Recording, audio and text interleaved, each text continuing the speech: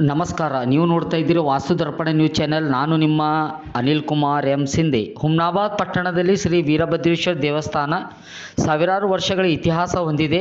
ದುಷ್ಟರ ಸಂಹಾರ, ಶಿಷ್ಟರ ಪರಿಪಾಲಕನಾದ ವೀರಭದ್ರೇಶ್ವರ ದೇವರ ನೆಲೆ ನಿಂತ ಈ ಸ್ಥಳ ಪಾವನ ಪುಣ್ಯ ಕ್ಷೇತ್ರವಾಗಿ ರೂಪುಗೊಂಡಿದೆ. ರಾಜ್ಯದ ವಿವಿಧ ಜಿಲ್ಲೆಗಳು ಸೇರಿದಂತೆ ಹೊರ ರಾಜ್ಯಗಳ ಭಕ್ತರು ದಿನದಿಂದ ದಿನಕ್ಕೆ ಹೆಚ್ಚುತ್ತಲೇ ಇದೆ.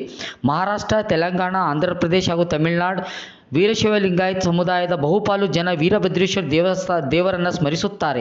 ತಾಲೂಕಿನ ವಿವಿಧ ಗ್ರಾಮಗಳಲ್ಲಿ ವೀರಭದ್ರೇಶ್ವರ ಜಾತ್ರಾ ಮಹೋತ್ಸವ ನಡೆಯುತ್ತದೆ.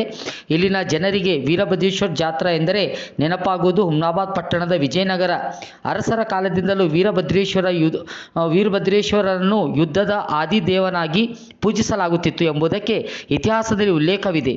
ಈಗಲೂ ಹಂಪಿಯಲ್ಲಿ ಉದ್ಯಾನದಲ್ಲಿ ವೀರಭದ್ರ ಎಂಬ ಪ್ರಸಿದ್ಧ ದೇವಾಲಯವಿದೆ.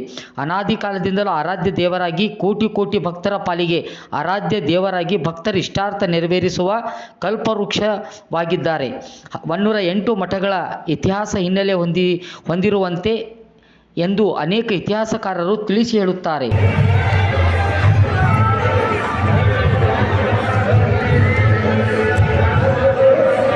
ಶ್ರೀ ಗುರು ವೀರಭದ್ರೇಶ್ವರ ಮಹಾರಾಜ ಕಿ